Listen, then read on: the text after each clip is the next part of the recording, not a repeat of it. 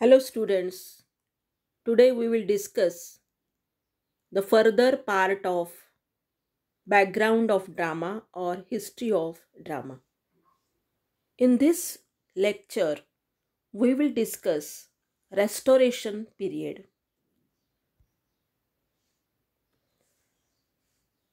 Now after Shakespeare, that is from 16th century, closing of theatres by the Puritans in 1642 brought this greatest of all periods in the history of English drama to an end. With the civil wars, no theatre existed between 1642 to 1660. The next phase, which appeared after the Restoration, produced a very different kind of dramatic literature. Dramatists like Chapman, Thomas Middleton, Webster, and Dacre were at the forefront. So we can see here there was civil war in England, and Puritans, they were in the rule, and they did not like this performing art, that is drama. So they closed the theaters, and that's why you can see here that there is no development in this period, that is 1642 to 1660. So after that, the next phase appeared after the Restoration, produced a very different kind of dramatic literature. And in this period, dramatists like Chapman, Thomas Middleton, Webster, and Dacre were popular, and they were at the forefront. थोडक्यात 1642 साली puritan या पक्षाचं किंवा या लोकांचं राज्य आलं इंग्लंडमध्ये, आणि त्यामुळे त्यांनी ड्रामावर बंदी घातली. दे वर अगेन्स्ट ड्रामा. आणि त्यामुळे 1642 टू 1660 या कालावधीमध्ये सगळी थिएटर्स बंद होती, आणि त्यामुळे कोणताही नाटककार उदयाला आला नाही किंवा त्याने नाटक लिहिलं नाही. त्याच्यानंतर मात्र रेस्टोरेशन पिरियड आला. रेस्टोरेशन म्हणजे पुनःस्थापन होणे, आणि मग तेव्हा मात्र पुन्हा ड्रॅमॅटिस्ट उदयाला आले, आणि त्यापैकी महत्त्वाचे होते Chapman, Thomas Middleton, Webster, and Dacre. So we will see why Puritans, or why this drama did not flourish in Puritan period. So you can see here images of post-Shakespearean dramatists, means after Shakespeare. These dramatists were at forefront: George Chapman, John Webster, Thomas Middleton, and Dacre. Puritan age and drama. Puritan rule. There was Puritan rule in England. Made it very difficult for dramatists to perform. There was little inspiration, and performances were given in secrecy. Theatres बंद केल्यामुळे या ड्रामॅटिस्टना आणि ते जे producers असतील ड्रामाचे, त्यांना drama performing करणं खूप अवघड होऊन बसलं, आणि मग ते सिक्रेसीमध्ये म्हणजे गुप्त रीतीने ड्रामा प्रेझेंट करत राहिले, आणि त्यामुळे कोणत्याही ड्रॅमॅटिस्टला एक इन्स्पिरेशन मिळालं नाही. राजकीय पाठबळ नसेल आणि बंदी असेल तर लिटरेचर हे अशा प्रकारे अफेक्ट होऊ शकतं, हे आपण इथं बघू शकतो. So the performances were in taverns, मग खानावळीमध्ये किंवा प्रायव्हेट हाऊसेसमध्ये, माइल्स फ्रॉम टाउन म्हणजे मुख्य शहरापासून खूप दूर मैलोन अंतरावर असलेल्या खानावळींमध्ये, टॅव्हन्समध्ये म्हणजे, किंवा प्रायव्हेट हाऊसेसमध्ये हे ड्रामा परफॉर्म होत राहिले, आणि त्यामुळे साहजिकच उघडरित्या ड्रामा परफॉर्म करणं किंवा ड्रामा लिहिणं हे सुद्धा कठीण होऊन बसलं. During this time period, known as the Commonwealth, theaters were closed. यालाच कॉमनवेल्थ पिरियड म्हणतात आणि त्यावेळेला थिएटर्स हे पूर्णतः बंद होते. Now in restoration period, what happened? Charles II, he was the king of England and he came back with the restoration of 1660. Charles सेकंडनी पुन्हा एकदा राज्यावर तो आला आणि त्यामुळे सगळ्या नाटककारांना एक आनंद झाला किंवा सगळ्या साहित्यकारांना आनंद झाला, कारण तो त्या साहित्याचा खूप मोठा चाहता होता. द थिएटर्स वेर रिओपन आणि थिएटर्स पुन्हा ओपन झाली. The restoration comedy achieved it's peculiar excellence. त्यावेळेला जो ड्रामाचा प्रकार, the type of drama flourished in this period was restoration comedy. Drama developed into class drama with upper class ethos. पण त्यावेळेला एक बदल असा घडून आला की आत्तापर्यंत ड्रामा हे कोणत्याही वर्गातला माणूस बघू शकत होता. Middle class, poor class, they could observe drama. पण आता मात्र हा ड्रामा थिएटर्समध्ये व्हायला लागला आणि साधारणतः जे श्रीमंत लोक आहेत, अप्पर क्लास आहे, ते तो ड्रामा पाहू लागले. त्यामुळे त्यांच्या जीवनावर आधारित असे प्रसंग यामध्ये येऊ लागले. It lasted beyond this period into the first decade of the 18th century. आणि हा जो प्रकार आहे हा जवळजवळ 18व्या शतकाच्या पहिल्या भागापर्यंत चालू राहिला. Comedy in the early 18th century declined into sentimentalism. 18व्या शतकामध्ये मात्र ही जी रेस्टोरेशन कॉमेडी आहे ती सेंटिमेंटल कॉमेडीकडे वळू लागली. It became comedy of manners. George Etherege was its most important exponent. George इथरेजने हे रेस्टोरेशन कॉमेडी जास्तीत जास्त प्रचारात आणले. From such depths the drama was rescued by Oliver Goldsmith and Richard Sheridan. आणि तो सेंटिमेंटल व्हायच्या पूर्वी तो चांगला ड्रामा व्हावा किंवा उत्कृष्ट प्रकारचा ड्रामा व्हावा यासाठी ऑलिव्हर गोल्डस्मिथ आणि शेरिडन यांनी या काळामध्ये प्रयत्न केले. Now you can see here the image of Charles II. He was reinstated in 1660. त्यांनी पुन्हा एकदा राज्य धारण केलं. During his years of axil in France. जेव्हा तो हद्दपार झाला होता आणि फ्रान्समध्ये राहत होता या काळामध्ये, Charles second came to admire the French entertainments and theatrical styles. आणि त्याला फ्रेंच जे ड्रामॅटिस्ट होते त्यांचे ड्रामा आवडू लागले. Upon reaching London he issued 2 patents to leading playwrights of this time and performances began once again. आणि या माणसाने, या राजाने पुन्हा एकदा थिएटर खुली केली आणि हळूहळू सगळीकडे ड्रामा पुन्हा सुरू झाला.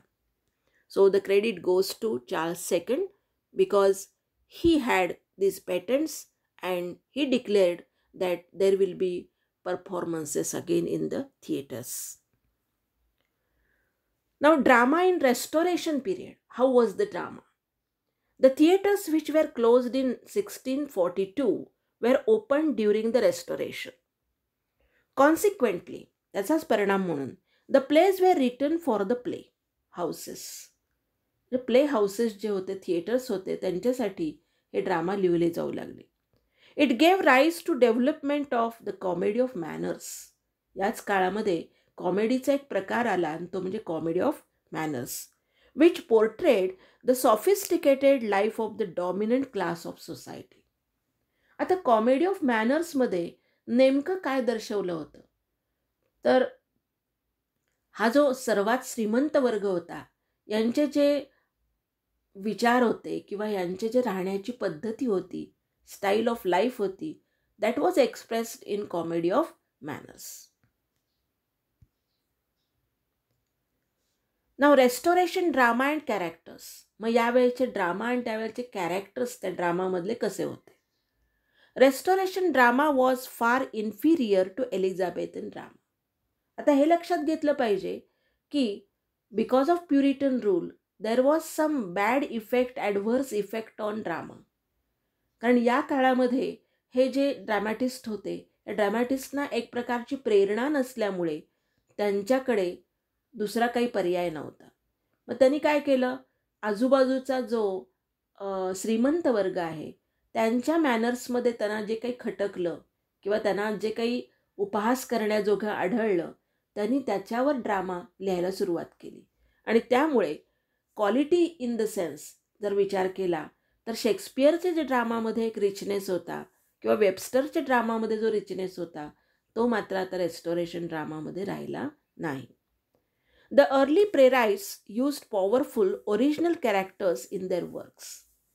जे अर्ली म्हणजे Shakespearean, the dramatist in Shakespearean period, they used powerful original characters in their works, whereas restoration writers were happy with the portrayal of the artificial type.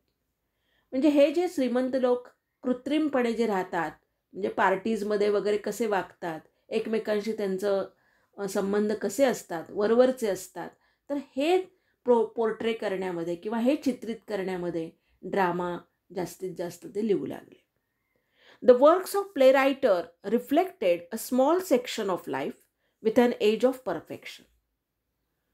यावेळेचे जे ड्रॅमॅटिस्ट होते त्यांनी मात्र म्हणजे रेस्टोरेशन पिरियडमध्ये त्यांनी आपलं सगळं लक्ष हे एका पर्टिक्युलर वर्गावर म्हणजे रिच क्लासवर केंद्रित केलं होतं. Similar to that upper class living, the ideal gentleman was well born, dressed well, witty, skilled in lovemaking, was able to conduct several affairs simultaneously, was always discreet and never fell in love. यावेळेचे जे कॅरेक्टर्समध्ये जे ideal gentleman होते ते कसे होते, he was well born, म्हणजे mail characters जे hero म्हणून असतील, they were well born, dressed वेल, उत्तम उत्तम पोशाख घालणारे, विट्टी, हुशार, स्किल्ड इन लव्ह मेकिंग, आणि वेगवेगळ्या प्रकारचे अफेअर्स करण्यामध्ये, लव्ह अफेअर्स करण्यामध्ये पटाईत.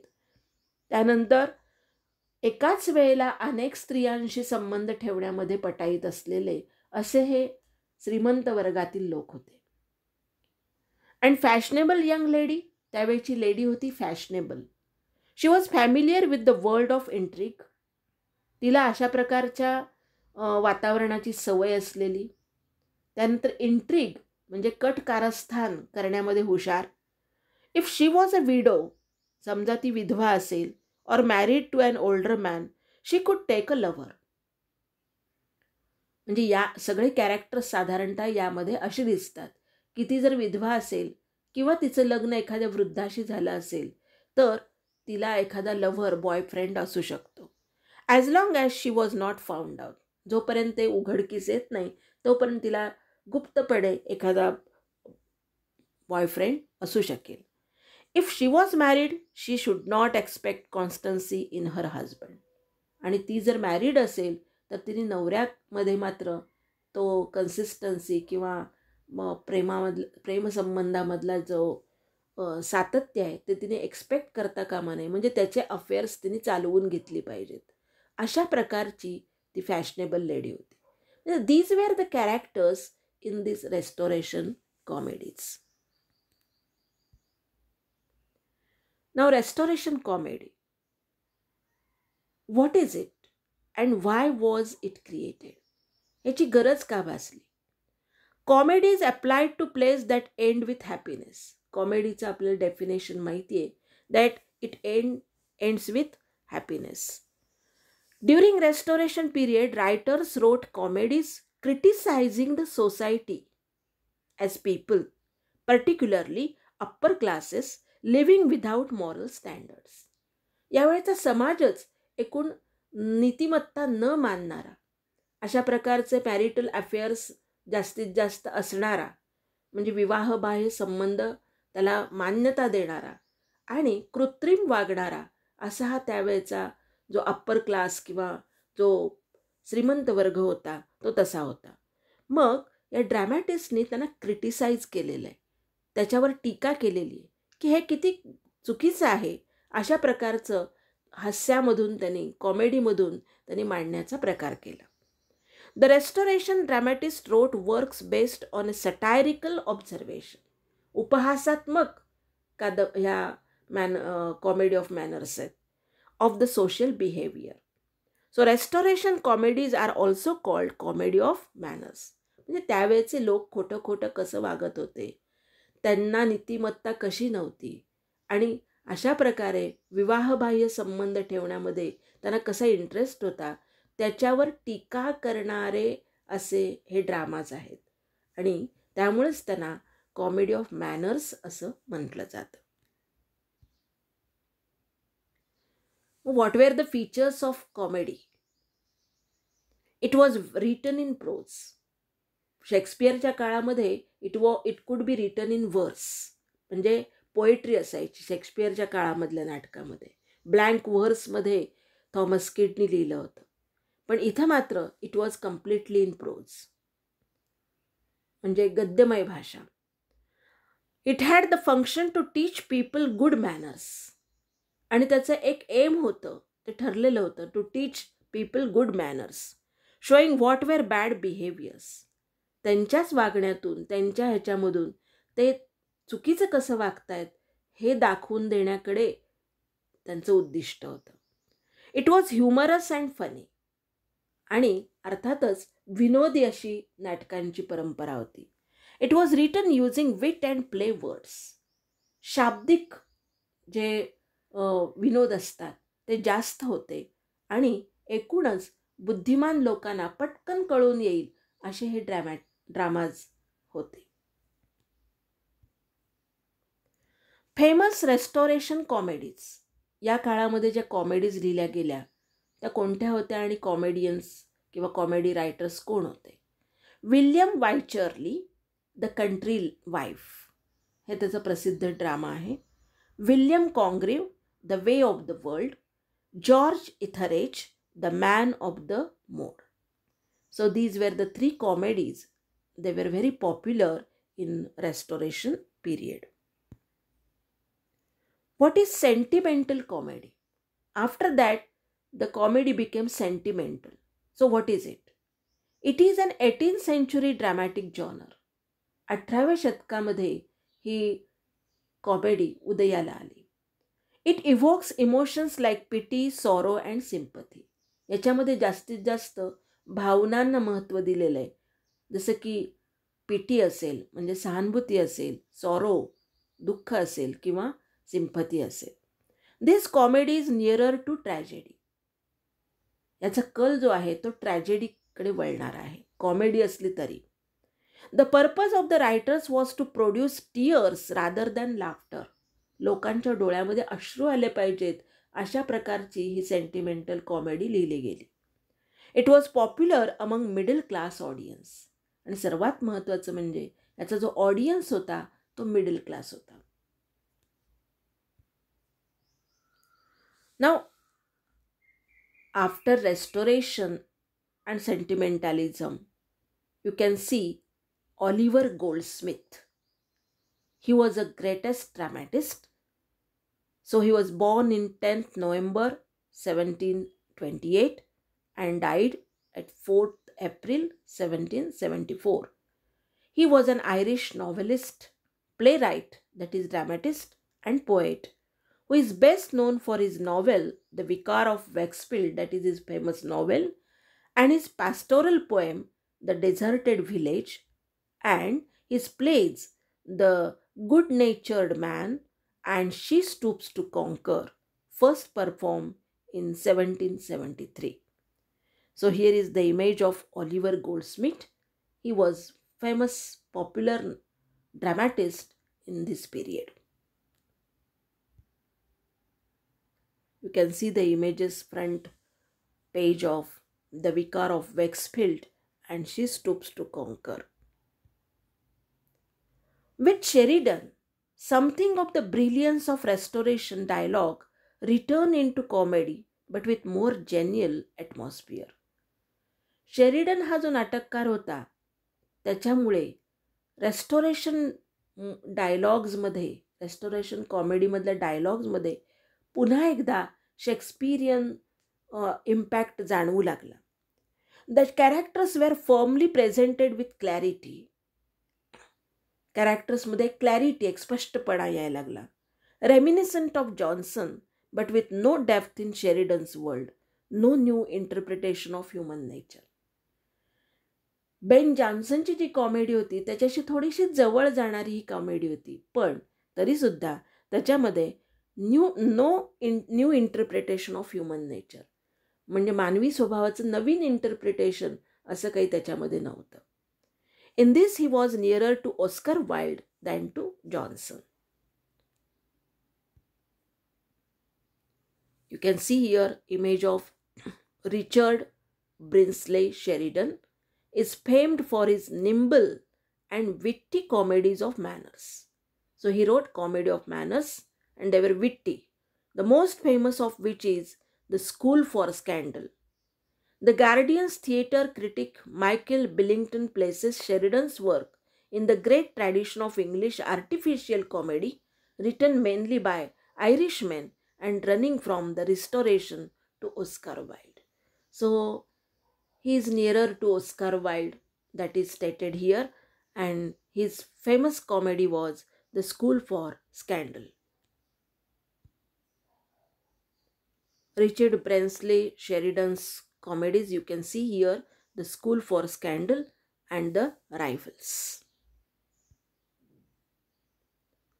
So this was about Restoration period and sentimental comedies in 18th century.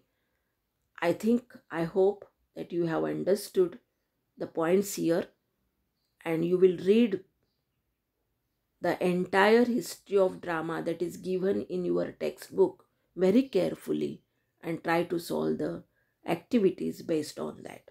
Thank you very much.